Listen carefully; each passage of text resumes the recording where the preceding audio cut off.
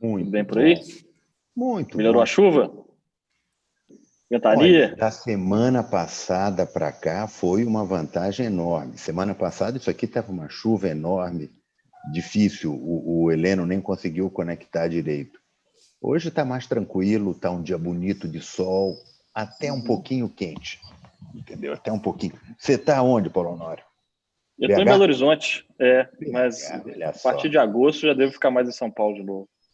Muito bem, ou seja, você já está se programando para o segundo semestre. Muito bem, Isso. excelente. Bom Olha, dia a todos. você em Presente na BH... área, meus amigos. Oh, muito bom. Gente, mas que Paulo Honório, mesa mais bem frequentada é essa? Meu Deus do olha céu. só.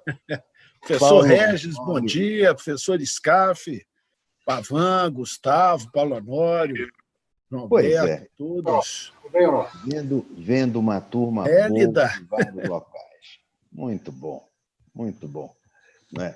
Quero registrar o professor Regis, que está aqui conosco. O professor Regis é titular aposentado de Direito Financeiro lá da USP, pessoa de melhor qualidade impossível, não é? Que está aqui com a gente na sala. Onofre, Hélida, que vão estimular alguns debates, isso é muito bom. Onofre está em BH, com certeza. Paulo Honório em BH, Sérgio Rocha em Belém, Gustavo no Rio, com certeza. Professor Heleno Torres entrando, muito bom. Marina no Paraná, não é? Isto é muito bom. Pavan deve estar em Vitória, correto? Isso é bom, porque de um jeito desse a gente consegue congregar muita gente no Brasil. Senhores, vou abrir formalmente o nosso encontro, tá certo? Como vocês já participaram das versões anteriores, a ideia é muito mais debater do que fazer palestra, portanto, fica franqueada a palavra a todos. Nós temos 2 assuntos na pauta. Eu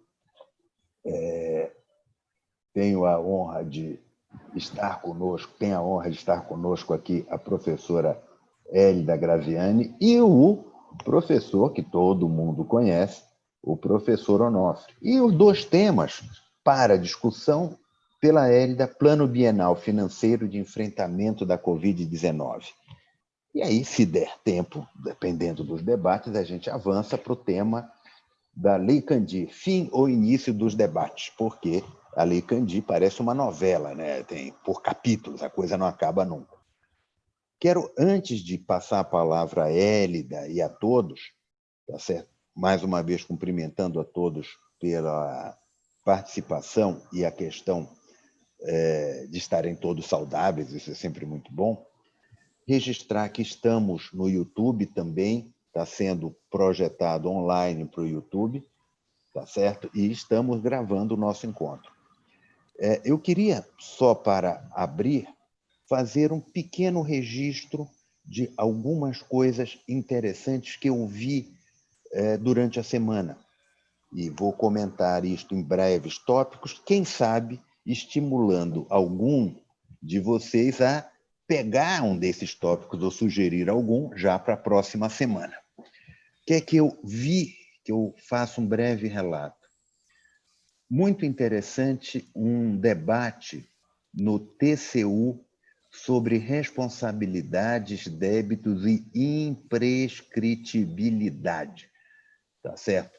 Ou seja, no caso das execuções fiscais, como é que funciona essa questão da imprescritibilidade que está conectada com o Supremo Tribunal, com decisões do Supremo Tribunal Federal. O último informativo do Supremo trouxe também um relato final, né, a conclusão do julgamento, sobre a Lei de Responsabilidade Fiscal.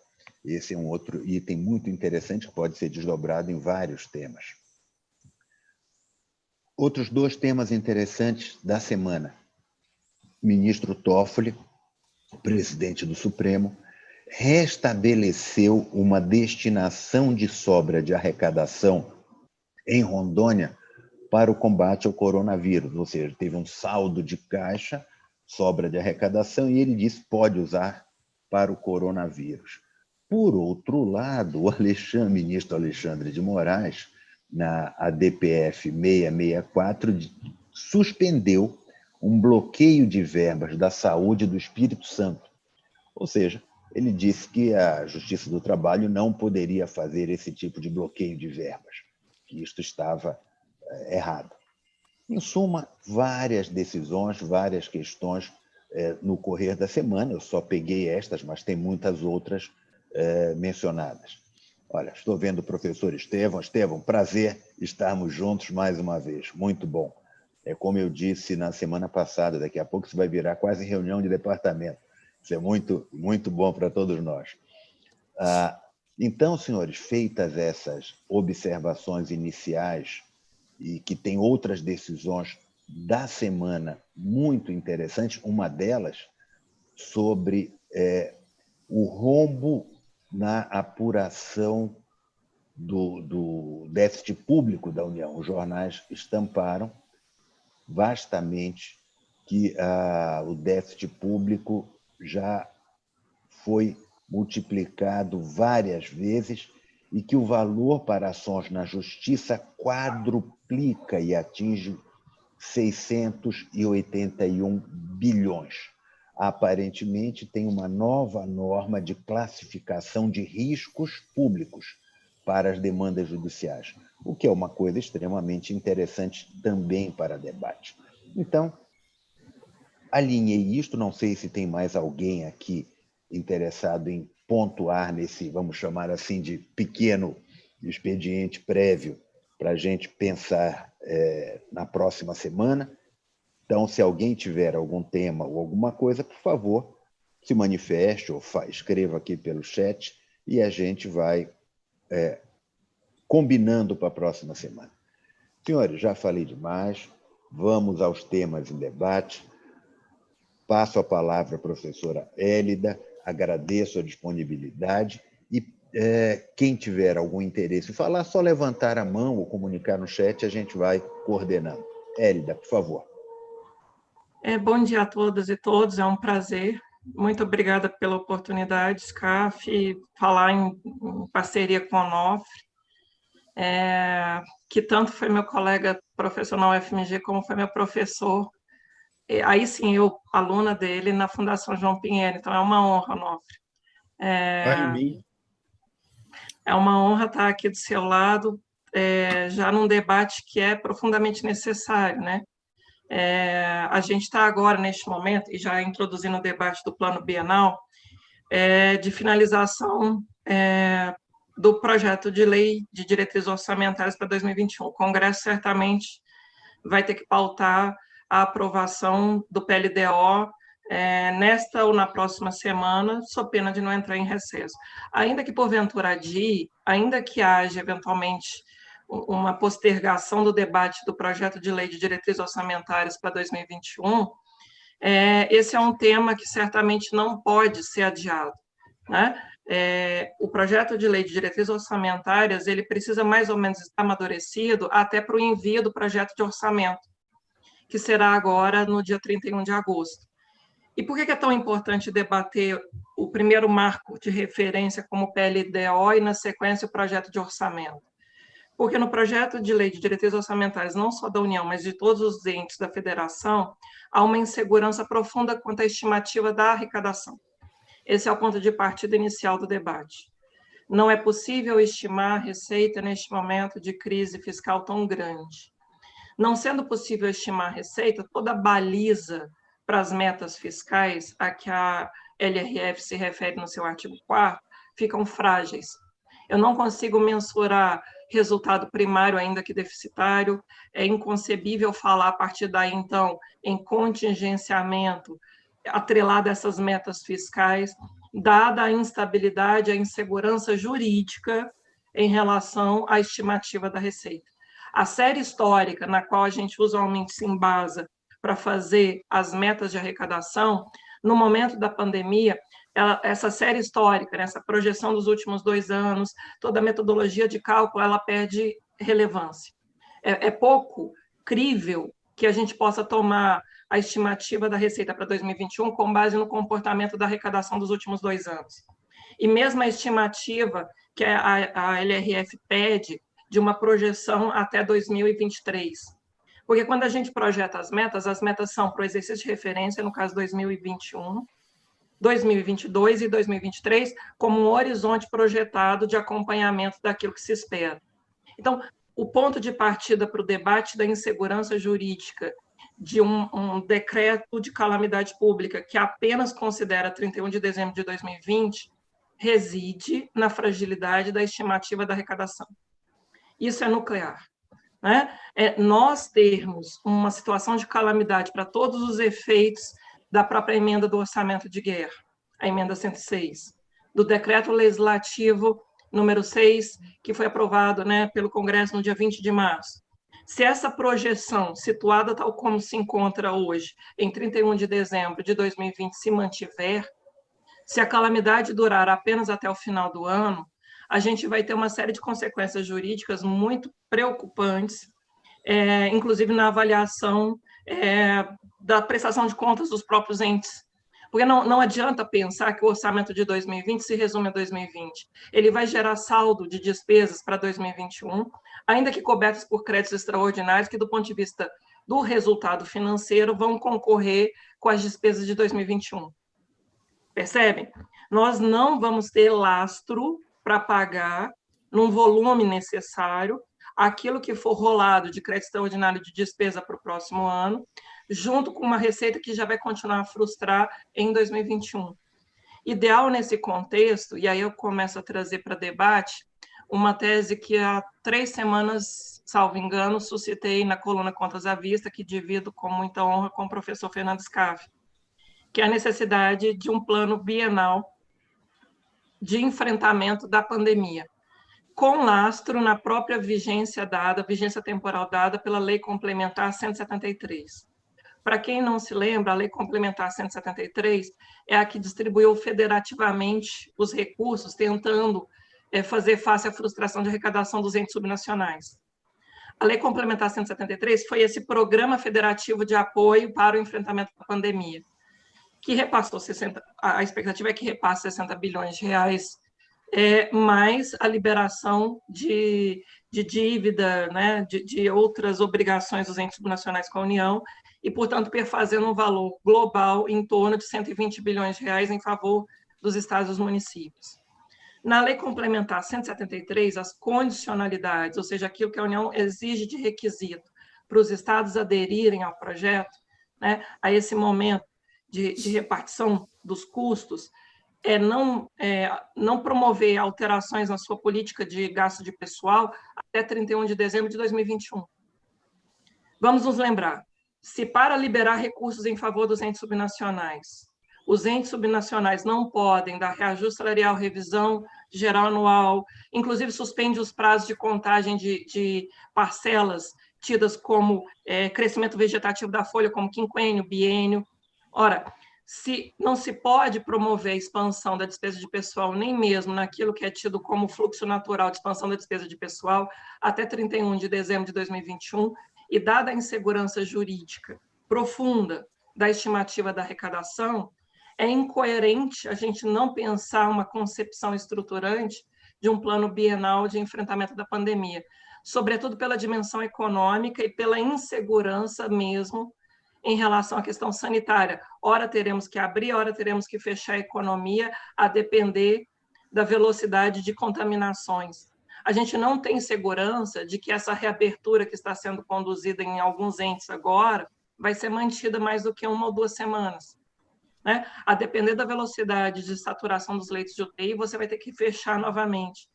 Então, a insegurança da arrecadação, mais esse horizonte de que a Lei Complementar 173 já projeta o final do ano que vem, nos obriga a pensar o PLDO já com marco temporal também igualmente amplo. Qual é a consequência prática que trago para debate? Afastar a incidência da emenda 95 como âncora fiscal para o exercício financeiro do próximo ano, de 2021. É inconcebível imaginar que o teto, a emenda 95, que fixou limite máximo para as despesas primárias apenas pela aplicação da inflação verificada em 2020, seja suficiente para tudo que tem que ser executado no ano que vem. Venhamos e convenhamos. Corrigir pelo teto, corrigir pela inflação, melhor dizendo, o teto das despesas de 2020, com esse cenário inseguro para o ano que vem, vai implicar ainda assim um risco de contingenciamento elevadíssimo de despesas que, a despeito de discricionárias, são essenciais, como o pagamento de conta de luz, como contratos temporários de vigilância, de limpeza, mesmo a aquisição de insumos. A gente está falando de uma necessidade de retomada de uma guerra. Se é para comparar com a guerra, as despesas pós-guerra, sobretudo na estruturação de serviços públicos essenciais, elas são, na série histórica, mais elevadas. A inflação que se estima para este ano é uma inflação menor. Até tem havido, né, nesse último trimestre, houve uma deflação. Então, se a inflação no período for bem menor do que a que a gente teve nos últimos anos, a margem de expansão também vai ficar comprimida, inclusive porque a gente já vinha de uma trajetória de restrição da margem fiscal do teto. Me permita explicar isso também do ponto de vista da separação entre os poderes. Tecnicamente, o Judiciário da União, o Ministério Público Federal, o próprio TCU, eles tinham recebido, melhor dizendo, uma parcela cedida do Executivo, que era lícita, que era deferida nos 3 primeiros anos do teto, até 2019. Se a gente for levar a ferro e fogo o regime dado pela emenda 95, o Judiciário da União vai ter que devolver uma parcela do teto.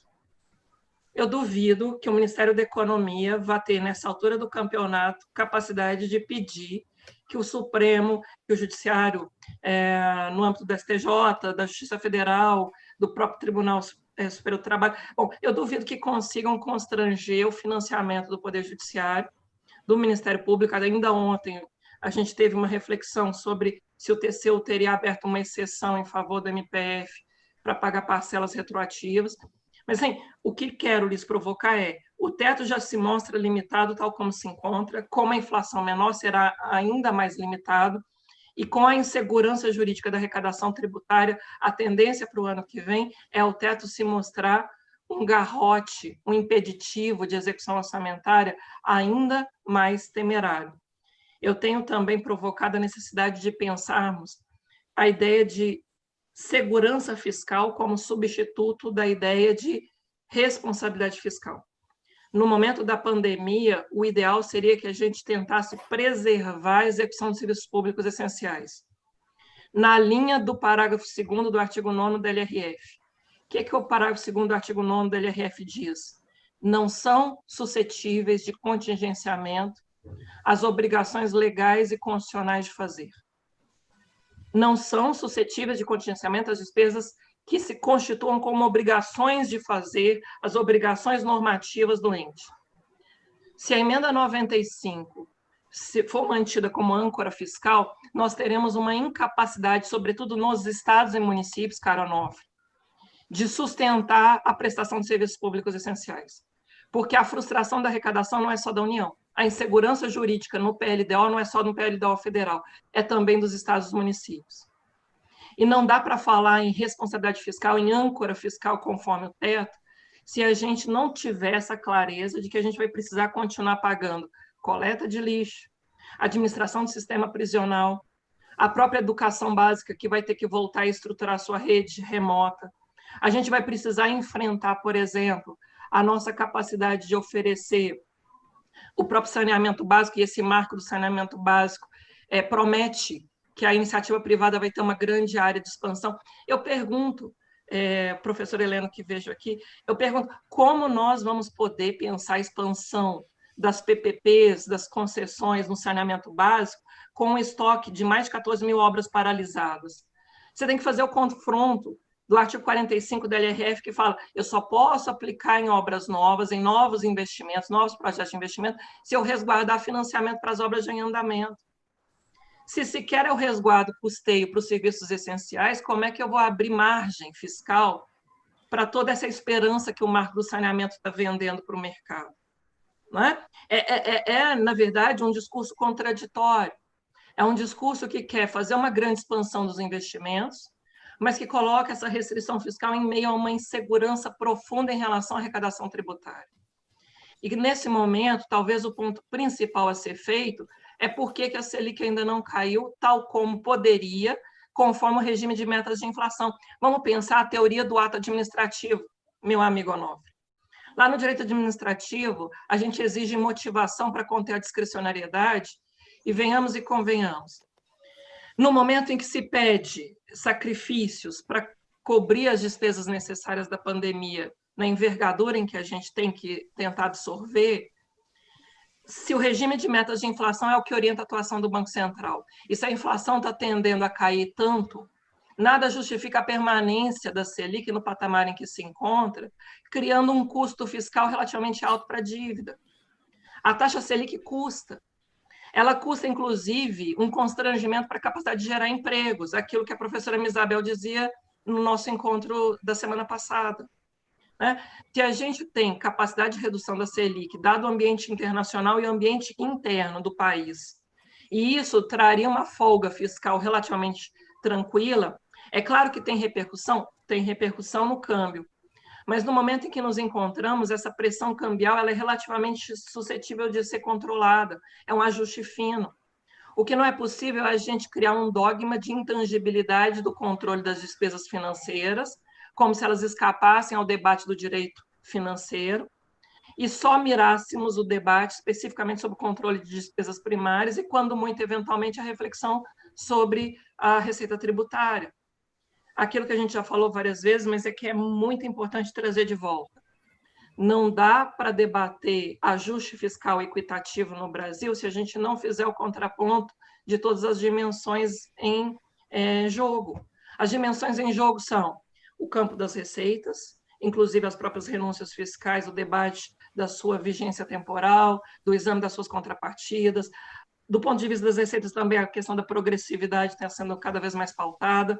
Do ponto de vista das despesas, as despesas primárias podem ter, sim, metas a cumprir. A gente precisa aprimorar a aderência ao planejamento para trazer qualidade do gasto.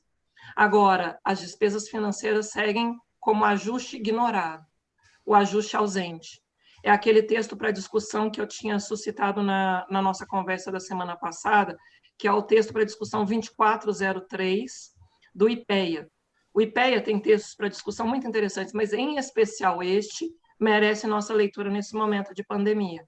O ajuste fiscal ausente é o ajuste sobre as despesas financeiras. É esse dever de motivação em relação à atuação da autoridade monetária. Nós temos impactos imensos e falar que a calamidade só dura até 31 de dezembro de 2020 soa a engodo. Me parece um profundo engodo, uma profunda restrição da atuação do Estado. E para encerrar, Scarpa, você tinha me dado 10 minutos, eu não quero exorbitar muito do tempo, até porque o ideal é o debate.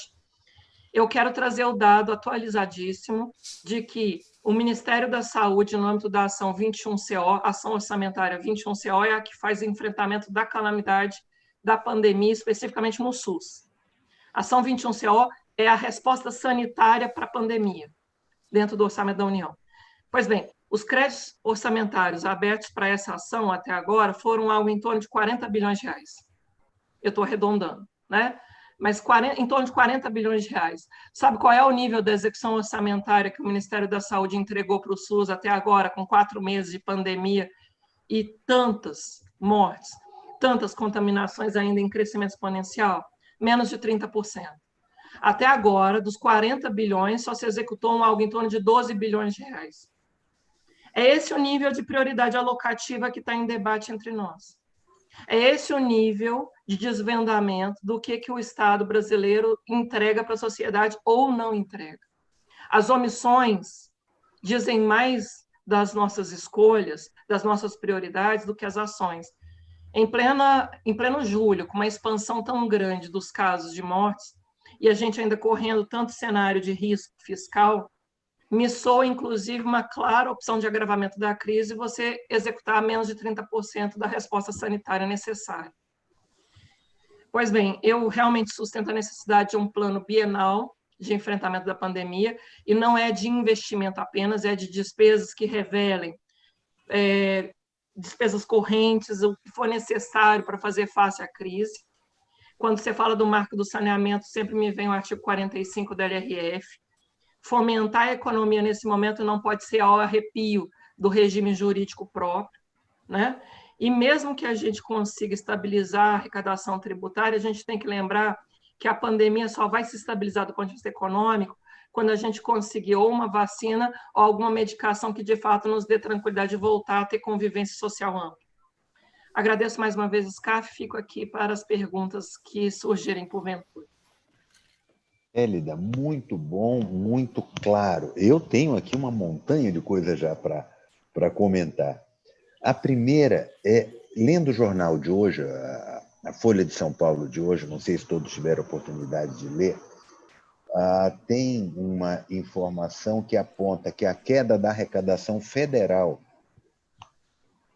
foi de 2,71% em fevereiro, arredondando, 3,5% em março, 29% de queda em abril, isso de um ano para o outro, 33% em maio e agora 25%. Ou seja, no mês de junho houve uma queda de 25% da arrecadação de um ano para o outro, comparado mês a mês. Isso implica numa arrecadação muito para baixo, na linha do que comentou a Hélida, e eu fico com algumas questões. O Luiz Henrique levantou a mão, passo já a palavra, que eu vou apontar aqui. Vamos falar de emenda do teto. Eu queria, para levantar e a gente conversar sobre isso. Se a emenda do teto fala em correção monetária de um ano para outro, será que vai ter equilíbrio isto? Porque a arrecadação despencou. Vou falar só da federal. As estaduais, muito pior ainda, as municipais, então, naufragaram. Mas nós temos uma queda da arrecadação, pelo menos federal, documentada aqui pelo jornal que indica fontes. Com isto, a emenda do teto vai estabelecer correção monetária. Haverá dinheiro para tudo ou nós teremos uma briga de foice no escuro entre a saúde, a educação, salários, gastos correntes, investimento? Como é que vai ficar? Porque não tem esse equilíbrio. Eu vou passar a palavra ao Luiz Henrique. Scarf, só complementando. Não. Além de cair a arrecadação, você cai a base de cálculo dos pisos em saúde e educação, que são intensivos em mão de obra. Né? Então, na verdade, quando você fala da briga de foice, efetivamente isso já se dá em relação aos pisos. A coisa vai ser muito mais intensa quando se verifica que a mudança na emenda do teto coloca a correção monetária. Eu sei que tem o erro de origem, mas você tem um ad valorem a partir do montante da arrecadação que ficou também para trás. Esse é um outro ponto que eu queria te ouvir em minutos. Eu vou passar para o Luiz Henrique, porque às vezes eu falo demais também. Luiz Henrique, por gentileza, vamos lá, Pavan. Bom dia a todos, né? Agradeço pela oportunidade de estar falando aqui, professor Fernando, SCAF, doutora Hélida, meu amigo Onofre, e as considerações que a senhora apresentou foram muito relevantes, muito vastas, né? Eu vou me concentrar em alguns pontos para falar com base em algumas discussões que estamos tendo aqui no governo do Estado, né? E especificamente esse foco, primeiro ponto, né, da questão de fazer um plano bienal de enfrentamento, de fato é uma necessidade a gente pensar isso, né, a curto, médio e longo prazo, porque a gente sabe até que, na verdade, os efeitos dessa crise vão transcender 2 anos, né, efetivamente, esses 2 anos vão ser os principais, e achei muito interessante esse link, né, com a Lei Complementar Federal de Enfrentamento da pandemia. Só que aí vou levantar alguns problemas para a gente evoluir nessa questão, né?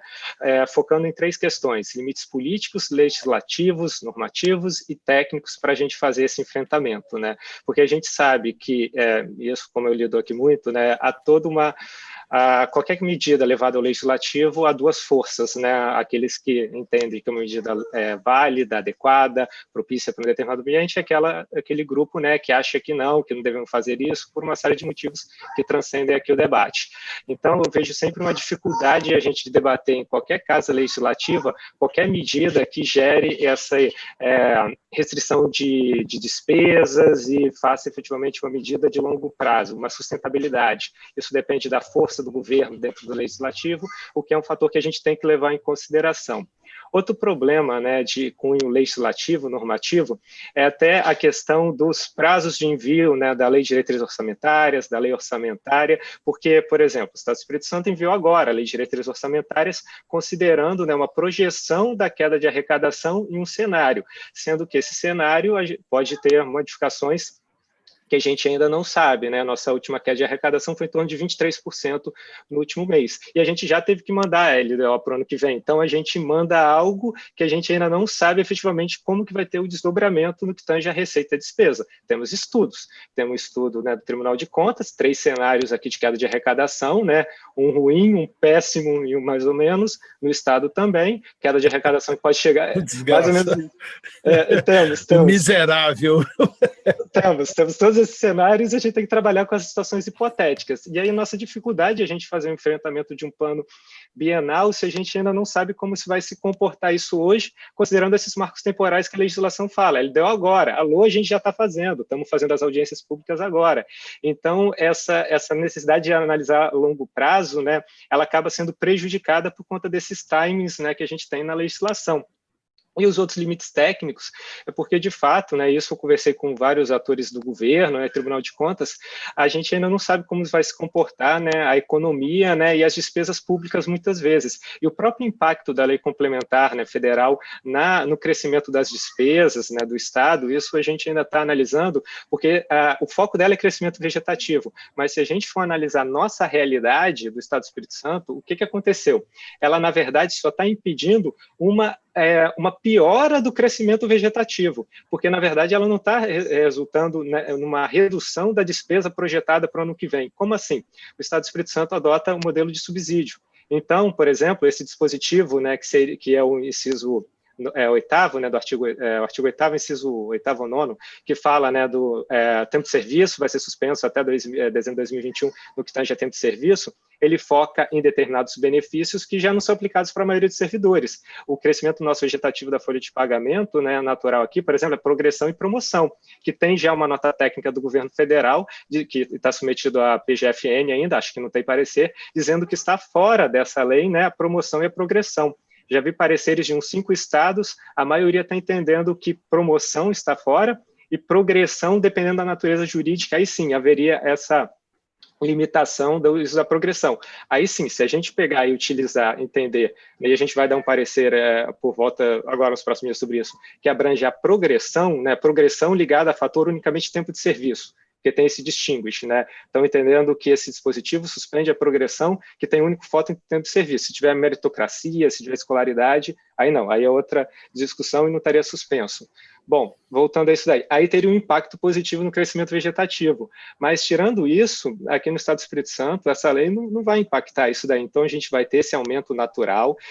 Os 2 outros gatilhos da 173, que é a questão da reajuste de despesas com base no IPC e a questão das despesas continuadas, que também tem outro, não pode fazer despesas continuadas, são uma série de exceções, também não são gatilhos que acabam impedindo esse crescimento natural. Então, o que surge desse contexto aí bem complexo e dessa lei que eu até cheguei a mencionar no lançamento do livro, que ela acabou, na minha visão, não gerando tanto efeito no que tange a isso. Gera esse efeito de pressão do servidor por reajuste, que eu não vou conseguir mais e tem aqui no Estado. Já recebi pressão, já recebi ofícios de servidores, né, grupos pleiteando isso daí. Mas eu estou vendo que a gente ainda precisa repensar ainda mais fora da caixinha do que efetivamente esses 2 instrumentos. E essa é a nossa dificuldade por conta dessa nossa legislação travada. E aí, só falando de um último tema, da questão do saneamento, que por si só a gente sabe que gera um debate à parte, porque é algo muito novo, né, muito candente, tem vários pontos relevantes, né, essa questão que a senhora mencionou muito bem, né, sobre a questão de como que a gente vai fazer medidas de saneamento focadas se a gente ainda tem um passivo muito grande de obras paralisadas, né, de fato tem um discurso contraditório. Mas aí vou falar até do nosso caso aqui do Espírito Santo, né, porque o que acontece? Hoje a gente tem aproximadamente 900 milhões em obras paralisadas do Estado, segundo o Tribunal de Contas do Estado do Espírito Santo. Estou falando só sob foco do governo, né? Isso, 56 obras paralisadas. E a gente sabe que as obras paralisadas são por vários motivos, né? Problema na licitação, falta de recursos, é uma parte menor, mas notadamente são problemas no curso da execução.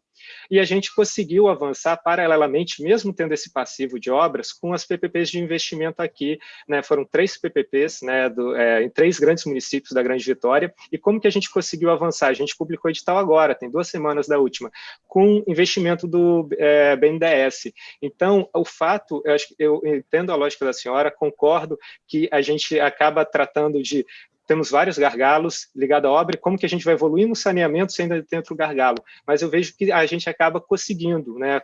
Como? Né? Notadamente, se a gente conseguir atrair iniciativa privada com os recursos de empréstimo, que a gente consegue fugir algumas amarras e alguns limites de caixa que a gente tem. Acho que me estendi demais, mas falei de vários pontos. Obrigado, professores.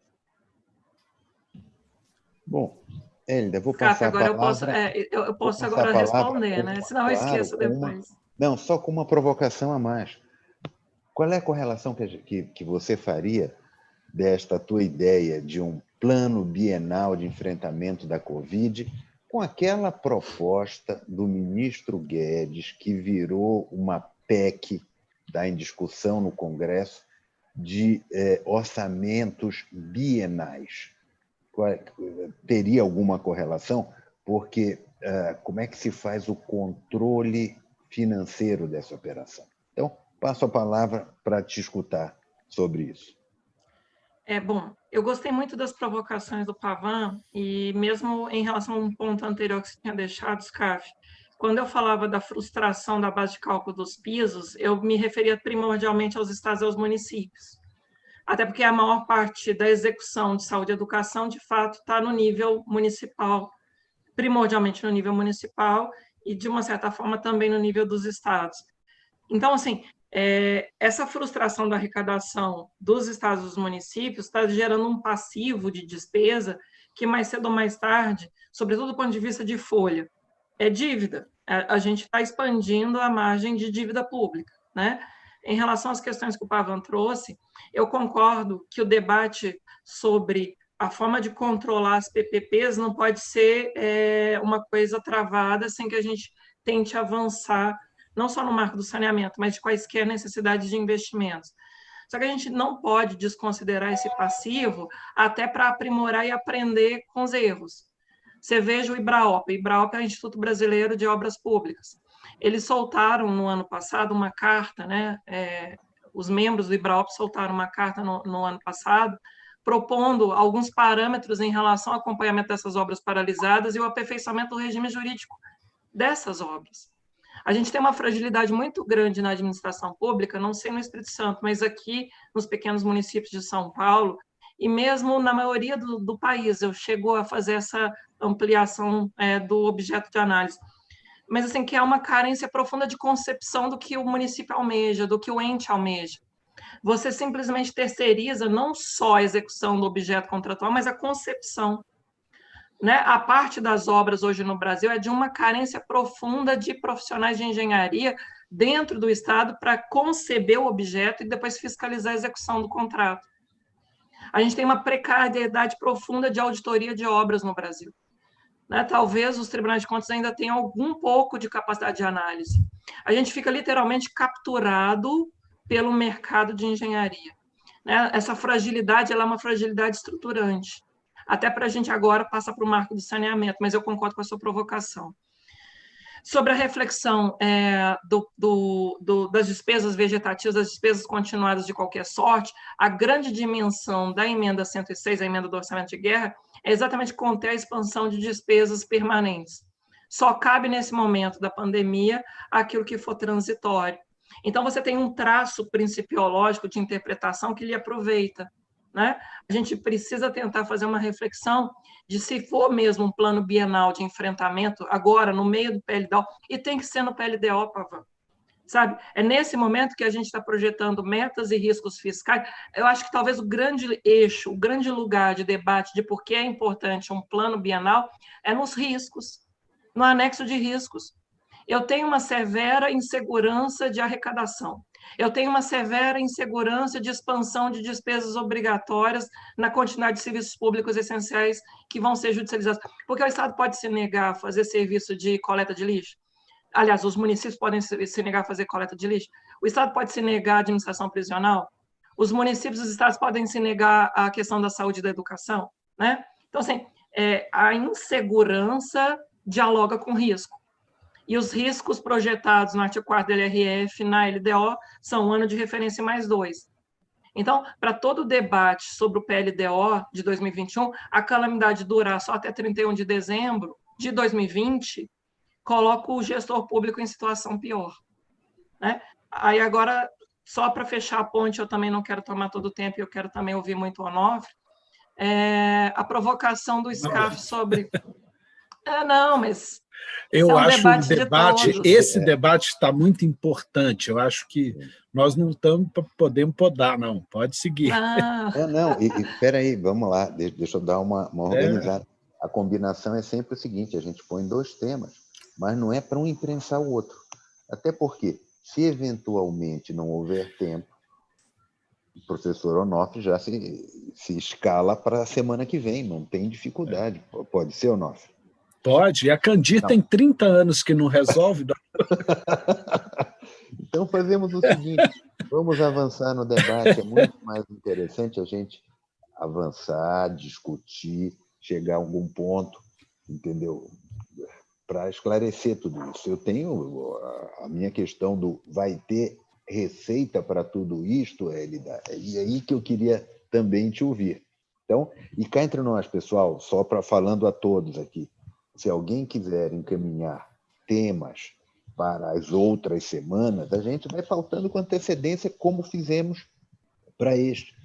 Se for o caso, colocamos o professor Onofre para a próxima semana e outro tema juntos. E vamos rolando dentro desse sistema. Sim, Hélida, vai ter dinheiro para tudo isso? SCAF, eu estava aqui pensando, eu sempre digo que tempo é tão importante quanto a quantidade de dinheiro.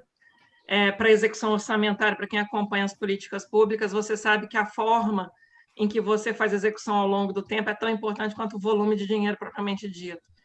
Aí, se você precisar contingenciar meu tempo, não se preocupe. É realmente uma dimensão muito preciosa. Não. Todo mundo sabe que nós acabaremos às 10. São 9h14, nós temos mais 46 minutos, porque se nós não acabarmos às 10 com aquelas reuniões que não acabam nunca. Não é isto. Faltamos o saldo para a próxima, não tem problema, mas às 10 a gente acaba. Então, be my guest, continue, vamos juntos. Bom, sobre a proposta da PEC 188, salvo engano, de tentar conceber um substituto do plano plurianual em torno de um orçamento de investimentos plurianual, me preocupa demais esse debate. O Onofre já está dando risada, viu? Me preocupa porque, na verdade, o plano plurianual ele não contempla apenas investimentos. E a gente precisa resgatar aquilo que de essencial ele traz quando fala programas de duração continuada. Tem um quê ali de preservação do eixo essencial dos serviços públicos que não podem sofrer solução de continuidade. Os programas de duração continuada são a essência do próprio agir estatal. Quer governo entre, quer governo saia, esse conjunto de despesas, que não necessariamente são investimentos, não necessariamente são despesas de capital, revela ali a essência da razão de ser do Estado. Os programas de duração continuada, eles dizem, para mim, que leio o direito financeiro sempre junto com o direito administrativo, sempre numa perspectiva sistêmica, os programas de duração continuada dizem respeito à essência do princípio da continuidade dos serviços públicos.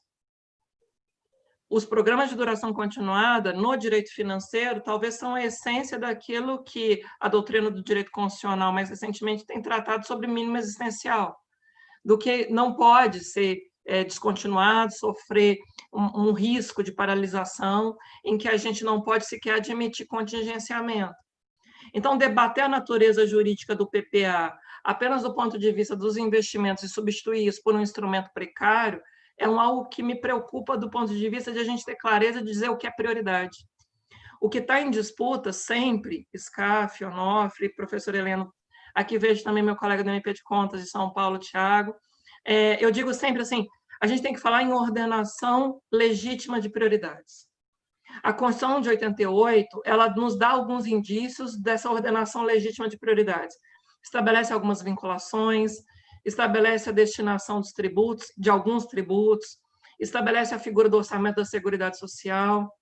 Então, se você vai mitigando esse arcabouço protetivo, vai criando fraturas, vai esvaziando o sentido protetivo dos direitos fundamentais e dos serviços públicos essenciais, literalmente vira o curto prazo eleitoral. Os investimentos me parecem, isso pelo nível dos municípios primordialmente. Eu sei que não eu não posso generalizar, mas eu percebo muito a sanha dos gestores municipais por inaugurar placas. Sabe, Pavan? Eu percebo isso aqui em relação ao período, este ano 2020, que é um período de eleições municipais. Eu oficiei, eu acompanho as contas de 82 municípios aqui no estado de São Paulo. Eu oficiei meus 82 prefeitos, os meus eu digo aspas, né? Mas os municípios que estão sob a minha atribuição, em relação àqueles recursos do pré-sal.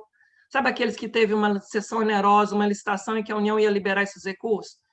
A lei que previa esses repasses da União aos estados e municípios só admitia duas destinações: pagar passivo previdenciário do regime próprio do regime geral de previdência ou investimentos. Eu oficiei no sentido de dizer, ora, se você tem um passivo previdenciário, não há discricionariedade para não pagar o passivo previdenciário. Vamos ordenar essas despesas. A primeira, a ordenação legítima aí, primeiro é quitar passivo previdenciário. Na sequência, se tiver obra paralisada, na forma do artigo 45 da LRF, em frente às obras paralisadas. Mas eu recebi resposta de prefeito dizendo que ia fazer, a operação estava buraco, asfalto, que ia fazer outras coisas, mesmo com passivo previdenciário, mesmo com obras paralisadas, e aqui a gente tem um mapa de obras paralisadas do Tribunal de Contas do Estado de São Paulo. Então, a gente tem que falar ainda disso, do básico, né? As escolhas discricionárias diante do inadimplemento das obrigações de fazer, as escolhas discricionárias diante do inadimplemento de passivo previdenciário, as escolhas discricionárias diante, por exemplo, do não cumprimento das metas e estratégias do Plano Nacional de Educação. É esse contraste que eu acho que o direito financeiro precisa se ocupar com mais vagar. Bom, SCAF é isso. Eu acho um problema esvaziar a essência do PPA. Nosso país, na verdade, tudo administra em última instância na dívida. Você veja o que foi a estabilização monetária, o Plano Real, desde 94, majorou profundamente a dívida pública com opções de política monetária e cambial. No início, para você estabilizar a expectativa da inflação de R$1 ser $1, a gente expandiu vertiginosamente a dívida pública. A gente precisa falar desse debate. Quanto custa a gente não debater as despesas financeiras para a nossa capacidade de realizar políticas públicas? As despesas financeiras em relação a todo o restante que você deixou de adimplir em relação à lei orgânica do SUS, à própria educação, a falta do Fundeb, SCAF. Sabe? Esse a gente final do ano. Esse é um outro bom tema, hein? Mas é tudo para te mostrar o seguinte, como a gente pode apenas ser seletivo, míope, focar o olhar apenas nas despesas primárias, com esse viés fiscalista reduzido. Aí nós estamos de acordo. A minha questão de maior dúvida é como enfrentar os gastos rígidos do ano que vem, sem falar os deste ano, com uma queda tão acentuada de arrecadação. É pela dívida, ok. Pergunta, e se o governo federal se recusar a se endividar? Essa é uma questão que, inclusive, eu quero propor aos colegas. A natureza jurídica da calamidade pública reconhecida pelo decreto número 6 de 2020. É nacional ou é federal? É nacional. Em sendo nacional, a gente tem que fazer esse debate de exigir custeio suficiente da União, que é o único ente que tem capacidade para se endividar e emitir moeda. Pois é, e se ele não se endividar? Eu quero dizer que eu tenho um receio, sabe aqueles receios, eu até já escrevi sobre isso, Noite de Pesadelo, que é, vai que o ente central não se endivide, ou até se endivide e não repasse dinheiro para estados e municípios. Eu sei, por exemplo, que o Thiago, que está aqui na nossa tela, tem o nível de arrecadação do Estado de São Paulo na ponta da unha, aliás, de perda de arrecadação, não é de arrecadação. Ele sabe isso de cor, e que é uma perda muito maior do que do governo central. Como é que vai fazer frente às despesas? Quer dizer, será que, neste caso, a emenda do teto, quando coloca a correção monetária não de um ano para outro, não acaba sendo até vantajoso? Não sei. Talvez perda na origem. Na origem, estamos de acordo, vamos ultrapassar que a perda existe.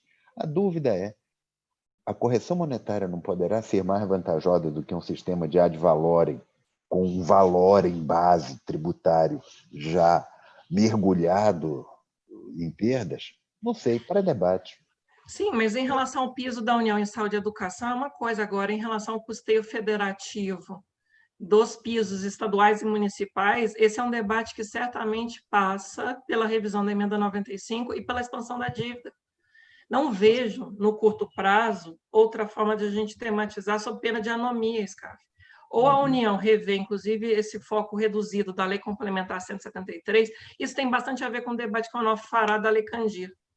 A União faz promessas federativas, descentraliza obrigações de despesa e não as cumpre. Ela não faz o rateio correspondente dos recursos. Né? Acho que a Luciana levantou a mão, SCAF. Eu tenho aqui, com a mão levantada, a Luciana e o Pavan. Como o Pavan já se manifestou, e por todas as razões, entendeu? Luciana comenta, e aí eu passo ao Pavan na sequência. Estão me escutando? Agora, o ótimo. Áudio tá. Bom dia a todos. Gostaria de cumprimentar o professor Scaff, cumprimentar muito a ele, dar excelente a fala, o amigo Onofre, Heleno, muito bom dia a todos os demais. Eu queria só fazer uma fala de apoio a essa menção anterior da Hélida, da necessidade de a gente discutir o endividamento do Estado nesse momento e a emissão de moeda. Então, assim, esse dogma de não emitir moeda, ele não se justifica mais, isso já foi ultrapassado pelos países desenvolvidos desde a crise de 2008, pelo amor de Deus. Os Estados Unidos emitiram moeda, o Japão, a União Europeia, desde 2008 que fazem isso. Né? Então, a gente viu agora no início do ano, os Estados Unidos emitiram moeda, mais uma vez, para arcar com esse papel do Estado. Então, nós já acompanhamos falas de Bresser Pereira, um economista liberal, pelo amor de Deus, defendendo isso na Folha de São Paulo. A Mônica De Bolle também. Então, assim, eu acho que uma das razões mais importantes da existência de fóruns como este é justamente a gente pautar, na verdade, uma agenda que seja uma agenda de alternativas, né? E que mesmo que sejam alternativas que não sejam consideradas pelo governo federal, né? Essas alternativas elas venham à tona. A sociedade precisa saber que emitir moeda nesse momento não vai gerar um aumento de inflação, porque isso já foi provado em relação a outros países. Então, como é que a gente vai gerar aumento de inflação no momento desse que a gente está vendo? Então, por que não emitir moeda? Né? Por que não endividar o Estado? Né? E, na verdade, é uma dívida pública que não vai necessariamente gerar uma necessidade de política de austeridade, uma política de austeridade. Né? Então, assim, por que não? Por que se a gente tem esse poder soberano de emitir moeda, por que essa discussão não vem à tona? Eu não consigo compreender isso. Sabe, essa incapacidade de nós, como brasileiros, fazermos, né, inclusive como Estados-membros. Eu sou procuradora do Estado de Pernambuco, eu gostei muito de uma fala da professora Misabel, quando foi o momento do lançamento do livro, né, que coordenaram o professor Scaff, Onofre, o professor Heleno e ela, que ela falou de federalismo de resistência. Desde então, eu uso esse termo. Eu acho assim que precisa, na verdade, essas agendas e essas questões, elas precisam ser pautadas. Né? Então, o governo federal não vai fazer. Não vai fazer, os estados não fez o acompanhamento necessário em relação a contenção dessa Covid, que a gente viu que não fez, né? Transferiu isso tudo para os estados. E aí, na hora, na verdade, de se questionar como é que vai ser o financiamento, inclusive desses estados, os estados não vão fazer uma agenda de resistência, uma agenda propositiva. Eu acho que talvez pudesse, na verdade, se pudesse procurar uma discussão que fosse mais abrangente, né? E levar em consideração isso, né? Como é que a gente vai continuar funcionando? Como é que a gente vai superar esse estado de crise? Né? Ontem morreram mais 1.300 pessoas no Brasil. Pelo amor de Deus, continua morrendo gente nesse montante há semanas, né? E possivelmente isso vai durar mais semanas, talvez mais meses, né? E o que eu vejo, na verdade, é que a gente não pode adotar um discurso conformista em relação à agenda do governo federal, porque o que a gente vê é uma agenda que só tem em vista, por exemplo, o que foi anunciado, privatização, né? A gente já viu Onofre vai falar agora em seguida sobre a Lei Candir, que veio 6 meses antes da privatização, que foi o maior absurdo que aconteceu na história desse país, que foi a privatização da Vale. Então, assim, essa agenda e os estados não vai existir nenhuma resistência em relação a uma agenda. Então, assim, eu queria me associar aí a toda a fala da Hélida, achei realmente muito oportuna e acho que essa temática ela é extremamente relevante, porque o dinheiro vai ter que aparecer, né? O dinheiro vai ter que aparecer de alguma forma. E graças a Deus que a gente pode emitir moeda. O que não pode Portugal, o que não pode Espanha, o que não pode a Itália, né? Nenhum deles podem, mas nós podemos, né? Então, assim, por que não? Pelo menos pensar nessa alternativa, sabe? Eu acho que a gente precisa abrir aí o leque de alternativas e pelo menos discutir em relação à Lei Candir. Coloca na pauta revogar a Lei Candir. Essa Lei Candir é um absurdo, é um grande absurdo essa Lei Candir. Então, assim, se a gente for pautar a agenda e as discussões em relação ao status quo das coisas, realmente, dificilmente as coisas vão mudar. A gente, às vezes, precisa propor situações que são ideais, situações que são, Luciana, ela é muito, pensa muito. Não, tem que pensar mesmo, tem que pensar alto, tem que pensar para mudar, para resistir, para gerar reação, porque, assim, o dinheiro vai vir de onde? Não tem de onde vir. Se a arrecadação está caindo, se não tem consumo, se as pessoas continuam em casa, não estão indo aos shoppings, pelo menos aqui eu estive lá, tinha pouquíssima gente, e não tem dinheiro para consumir, assim, o Estado vai ter que entrar, vai ter que investir, o Estado para ter que investir para fazer isso, ele vai precisar de moeda, ele vai precisar de dinheiro, e vai conseguir esse dinheiro como? Ele vai ter que se endividar, evidentemente que ele vai ter que se endividar. Então, assim, eu acho excelente, achei essas duas falas, essas duas propostas de fala extraordinárias do encontro de hoje. A Hélida falou brilhantemente, e eu queria me associar, realmente, a minha fala foi só um pouco de até um desabafo mesmo e um pouco associativo em relação ao que a Hélida colocou. Era só essa consideração, Scaff. Boas falas vindas de Pernambuco. Isso é muito bom. Deixa eu fazer o seguinte, vou passar a palavra ao Pavan, depois a Hélida, mas registro que a Paola, aqui no chat, perguntou. Me somando à pergunta do professor Scaff, se vai ter dinheiro para todas as despesas, eu pergunto também, quem vai pagar essa conta? Deixo essa pergunta para a Hélida responder. E a Hélida já postou também no chat um artigo do André Lara Rezende, de dias atrás, na Folha de São Paulo, onde esse debate está bem colocado. Esse é um tema muito interessante e que, inclusive, não está diretamente vinculado àquilo que a Hélida falou, mas lateralmente sim, e segue o rumo do que a gente está discutindo. Só para dizer que não está no central, mas está ali do lado, muito próximo. Pavan, com a brevidade necessária, a palavra com você. Sim, senhor. Professora Hélida, parto de um pressuposto, né, para começar minha fala. Concordo plenamente com o uso inadequado de recursos para fins eleitorais, principalmente nesse ano. Aqui não vou ficar tecendo considerações, que eu tenho vários exemplos, né, isso é uma inadequação de, vamos dizer assim, dos poucos recursos financeiros que a gente tem no momento de pandemia, né, de crise. Mas faço uma ponderação focada na questão que a senhora falou da prioridade do uso de recursos públicos em um contexto de crise, em um contexto de pandemia, que hoje a gente está nessa daí que talvez seja maior, mas a gente pode abrir isso daí, né, para dentro do contexto de direito dos desastres, que tem hoje essas vertentes, né, a gente está falando em graves crises, né, desastres naturais, etc. Mas vamos focar na nossa situação, pandemia. Será que a gente não tem um limite, o Estado? E aí eu vou falar como procurador e vou defender mesmo meu peixe do Estado, né, e fazendo um contraponto ao MP, que a gente tem naturalmente esse dissenso que a gente entende, né, o Estado, que se a gente tiver, né, justificativas técnicas, né, que têm um caráter político, mas justificadas para usar o recurso da forma X, da forma Y, a gente pode utilizar mesmo no contexto de crise.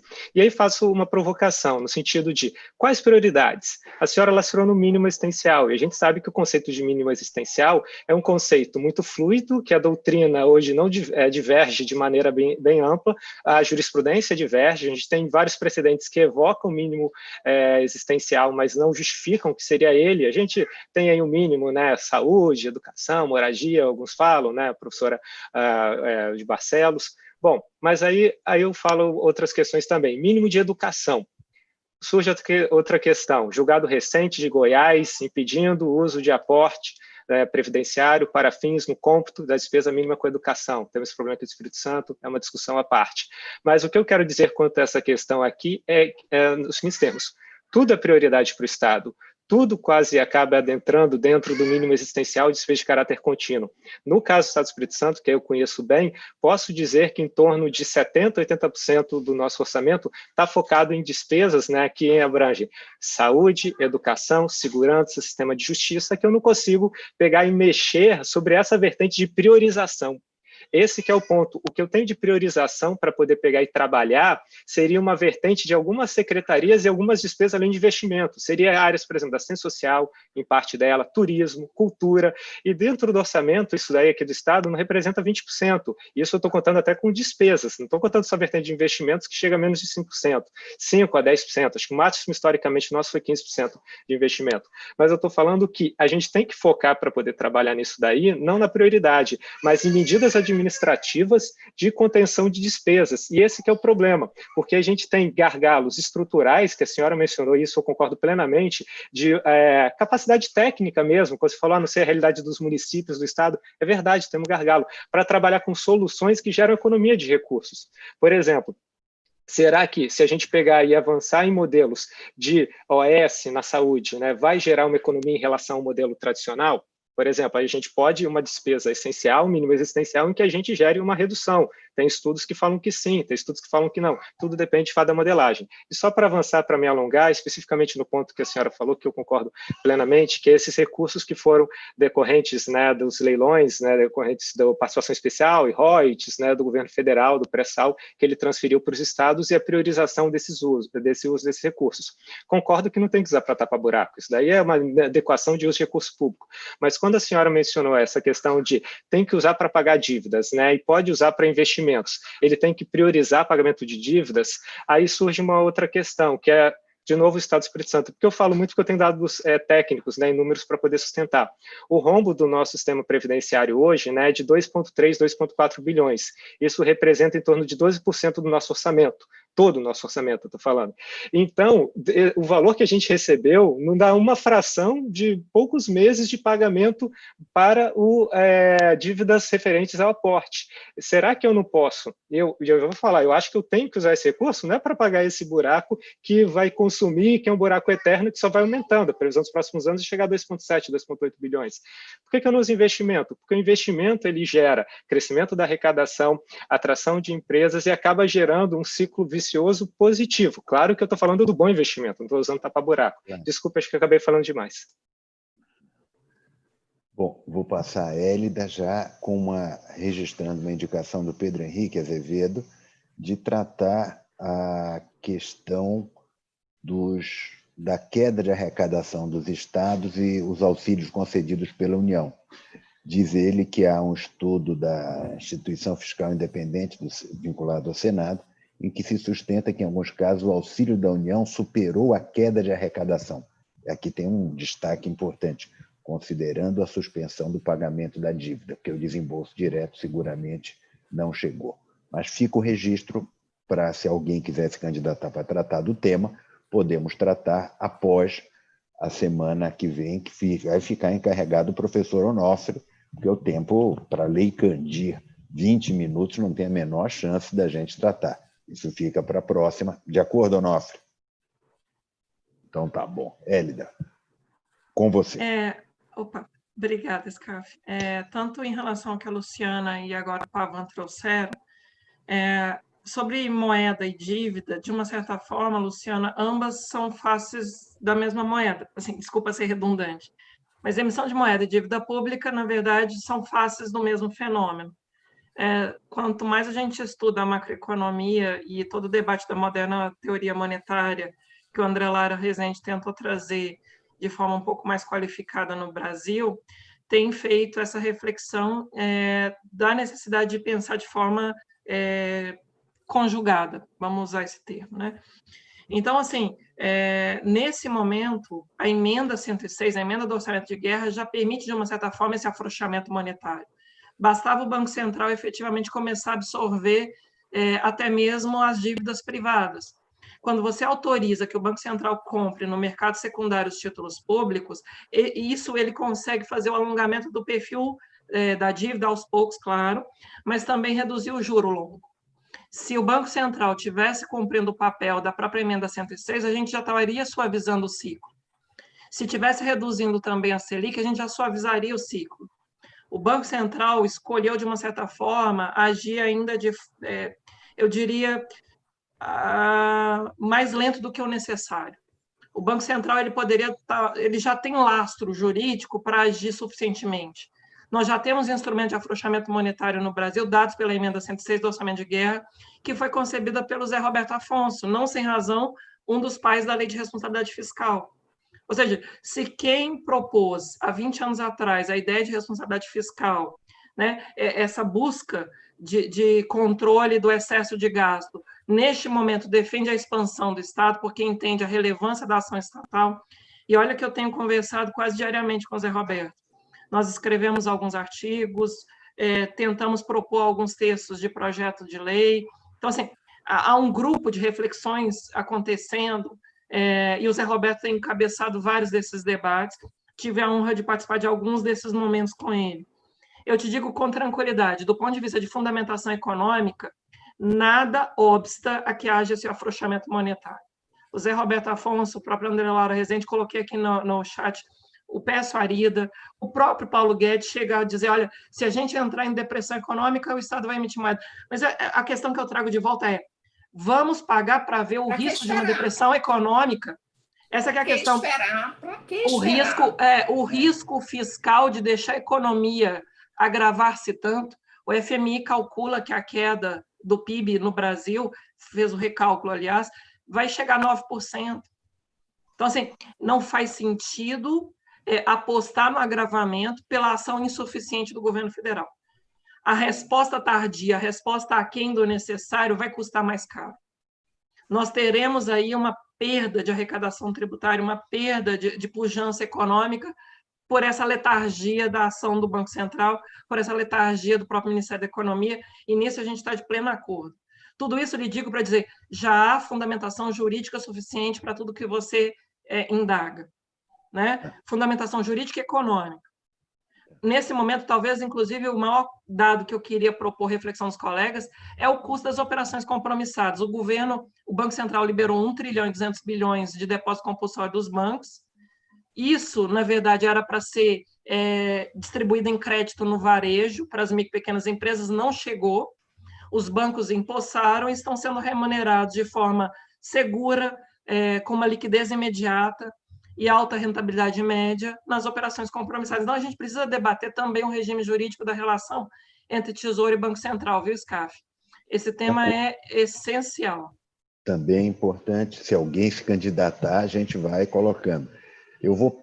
Desculpa e o Pavan me provoca só isso, eu tenho que finalizar. Ele me provoca sobre a eu ordenação vou de voltar a prioridades. palavra a você, mas o professor Heleno gostaria de fazer um comentário. Sim. Vou passar ao Heleno, depois voltamos, sem dúvida. Heleno, com você. Muito bem, bom dia a todos. É um prazer estar aqui. Eu queria parabenizar a doutora Hélida. Parabéns, Hélida. Muito bom suas abordagens. Também os questionamentos do Pavan foram muito oportunos. Professora Luciana Grassano também. Eu queria só... infelizmente, eu vou ter que me ausentar aqui por uma razão pessoal, mas eu queria destacar talvez um dos pontos que eu acho que é realmente valioso para esse debate. Não podemos sair daqui sem uma discussão desse item, mesmo que eu não consiga realmente prosseguir por uma razão de falecimento familiar. Mas é o seguinte, a PEC 188, ela trouxe uma novidade, que foi a extinção do orçamento anual, né? Ela está em andamento no Congresso Nacional, mesmo que ela tenha sido prejudicada, porque, diante da pandemia, as 3 PECs, a 186, 187, 188, seriam, né, ou fariam parte daquilo que eles chamavam de reforma administrativa também. Então, elas ficaram um pouco prejudicadas no seu encaminhamento, mas estão vivas, não morreram, né? E, sem dúvida nenhuma, a lógica era acabar com o orçamento anual, manter apenas, pelo artigo 165, a LDO e o plano plurianual, né? Então, o plano plurianual seria...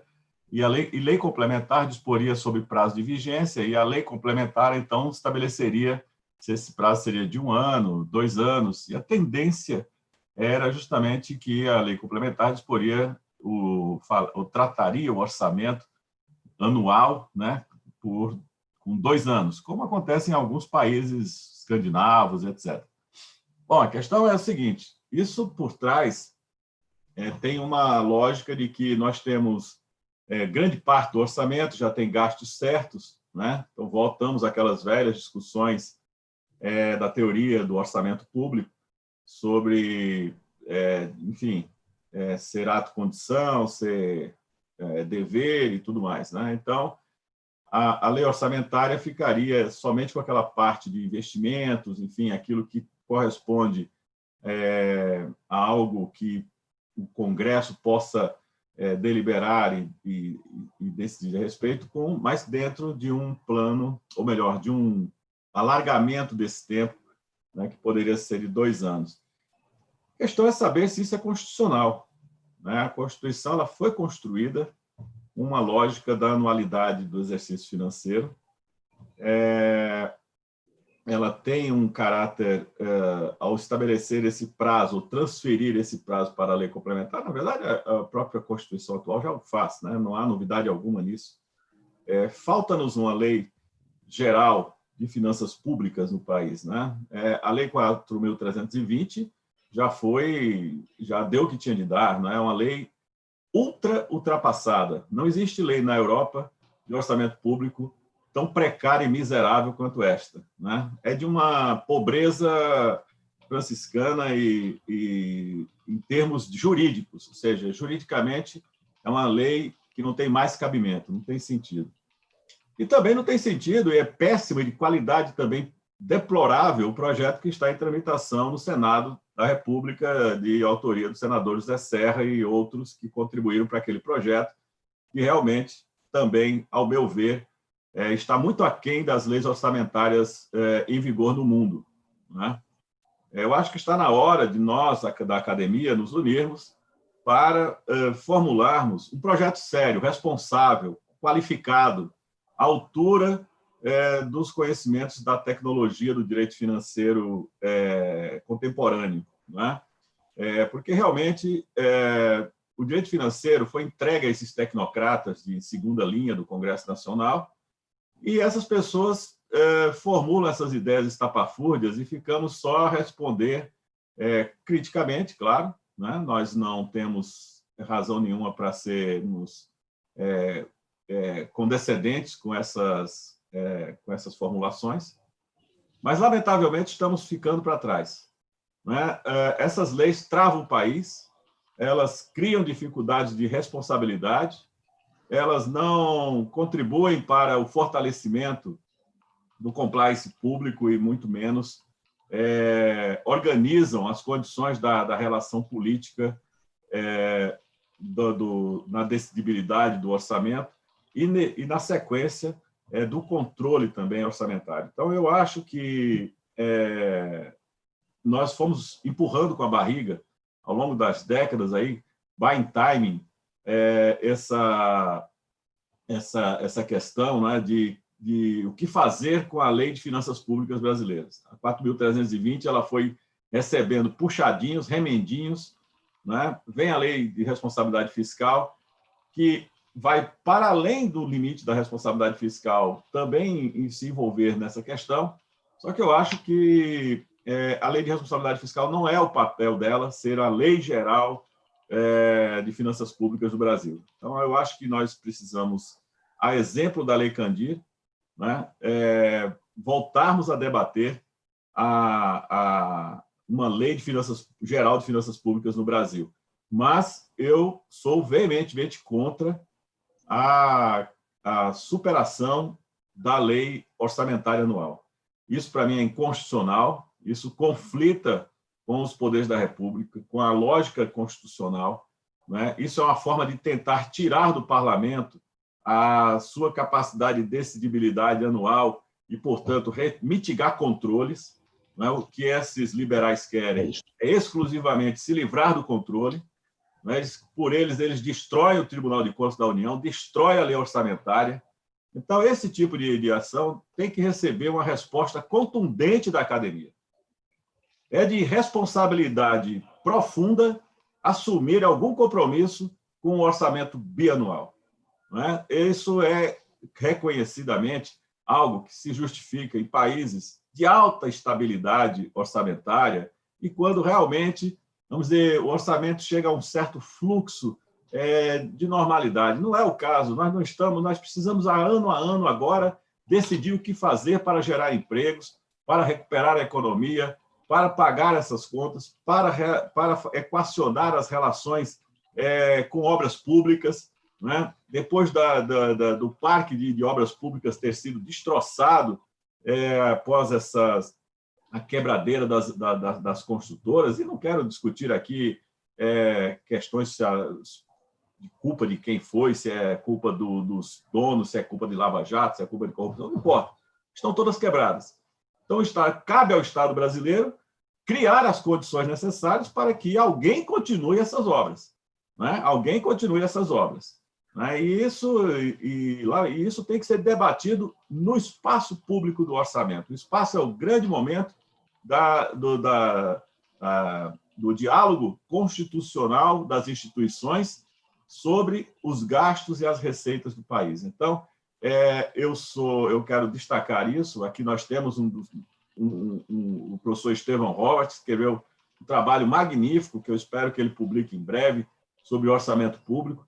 Ele tem esse debate sobre as discussões temporárias, sobre a temporalidade dos orçamentos, num capítulo bastante amplo, né? Eu espero que ele se anime à publicação de algum aspecto nesse sentido, porque eu, de fato, tenho todo respeito ao setor, tenho toda a minha manifestação respeitosa aos que concordam. Eu quero só destacar que Heleno Torres, pessoalmente, discorda e, onde eu puder, eu farei manifestar minha opinião veementemente contra essa atitude, né, hostil ao debate público, hostil ao parlamento e hostil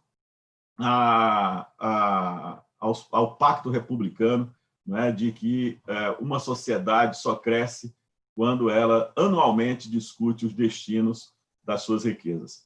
Muito obrigado. Professor Heleno, sempre aprendo muito lhe ouvindo. Quero dizer que, neste caso, nós estamos mais do que alinhados. Nós dois, acho que essa ideia de orçamentos bienais é alguma coisa para dar lá na minha terra, assim, de dar um passa-moleque no parlamento, nos controles, não tem dúvida. Acho que a questão aqui é mantermos os orçamentos anuais, sem dúvida nenhuma. Vou passar a palavra à Hélida, se quiser fechar algumas considerações. Nós estamos a 9 minutos de acabar o nosso encontro. Já vou adiantar que na próxima semana, professor Onofre, com a sua concordância, fazemos a pauta da Lei Candir e, se alguém se animar, colocamos um segundo tema já em destaque, porque se a Lei Candir não render tanto debate, o que eu não acredito, mas de toda maneira, já temos um segundo tema engatado. Então, se alguém quiser se candidatar... Oi, pode falar. Tem delicadeza aqui de sair, porque recebi aqui um telefonema, vou precisar sair. Peço desculpas Helena, entendo perfeitamente, receba um abraço forte por essa história. Tá bom, obrigado, viu? Tá bom, agradeço. O Heleno é co-coordenador disto aqui. Eu falo muito, mas se não fosse Heleno, Onofre, Misabel, esse nosso encontro não estaria de pé. E, claro, todos vocês aqui dentro, senão também não adianta. Então, Heleno, mais do que justificado. Vai lá. Bom, portanto, semana que vem, Onofre, se alguém quiser se candidatar a algum tema, tá certo? A gente vê já já. Hélida, palavra com você, sempre de olho no relógio, por favor. Eu vou ser atenta ao tempo, até porque a provocação do Pavan mereceria, como ele bem disse, um bloco inteiro de debates, talvez, quiçá, uma tese inteira. Quando a gente fala de ordenação legítima de prioridades, Pavan, eu sempre me pego pensando não em nós, instância de controle, invadindo aquilo que é a escolha do gestor, mas apenas e tão somente em falar para o gestor que ele execute o que ele planejou. Eu tenho me proposto esse trabalho de sempre investigar o déficit de cumprimento daquilo que o próprio gestor apresentou de planejamento setorial, né? Eu dialogo muito com os colegas de Ministério Público e eu tenho pedido a eles que apenas e tão somente sejamos keynesianamente aderentes ao planejamento setorial.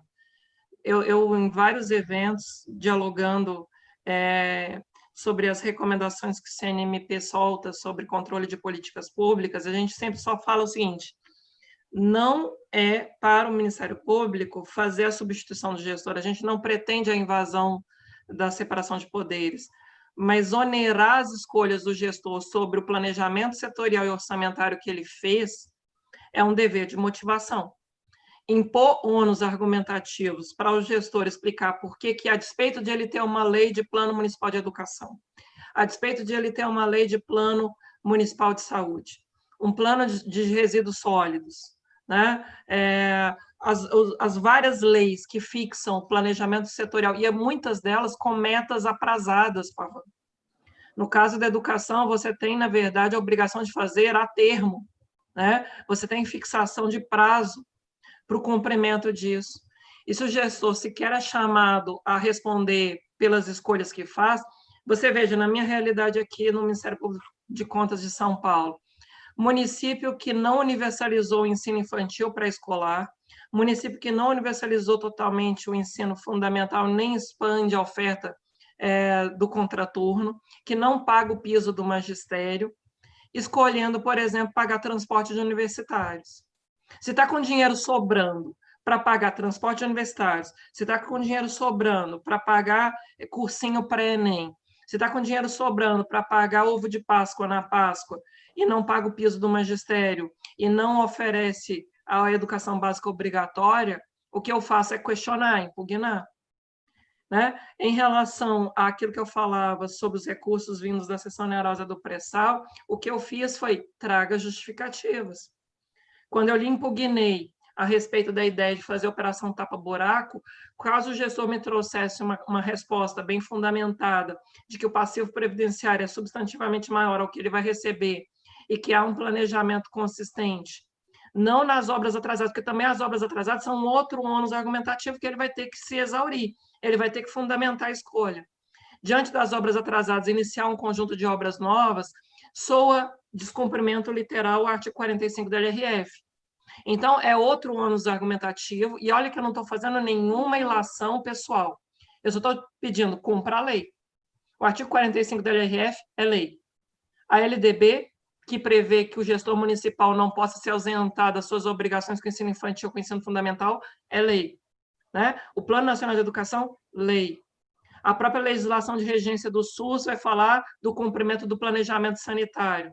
Isso está lá no artigo 30 da Lei Complementar 141 e no artigo 36 da Lei Orgânica do SUS. Então, eu só estou obrigando ao cumprimento do ordenamento de regência e o planejamento setorial, que quem formulou foi o próprio gestor, em diálogo com o parlamento.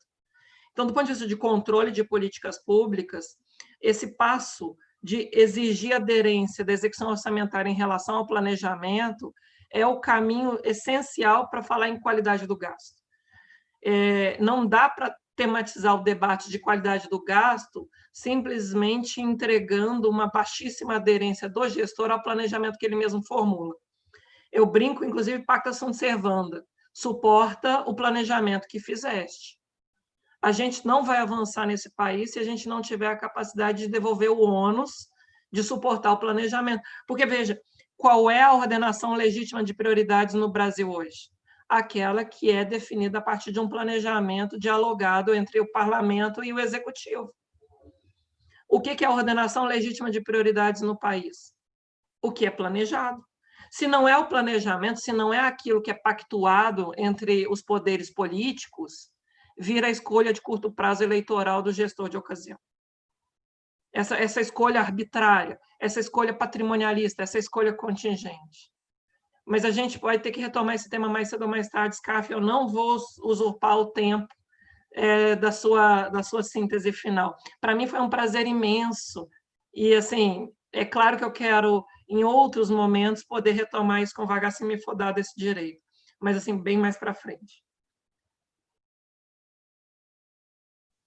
Hélida, fique confortável, você só soma conosco. Isso aí é sempre muito bom. E esses temas de escolhas públicas, de redução da discricionariedade administrativa é um negócio muito importante. E tem um risco no meio dessa história.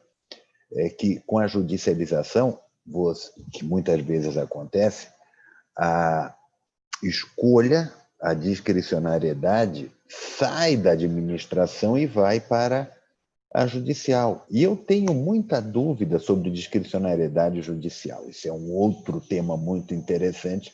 Eu acho que existem vinculações próprias no judiciário. Não há uma escolha atrás, que ele não tem tanta liberdade assim, tal como o administrador. Embora você esteja concentrando cada vez mais a menor autonomia no administrador.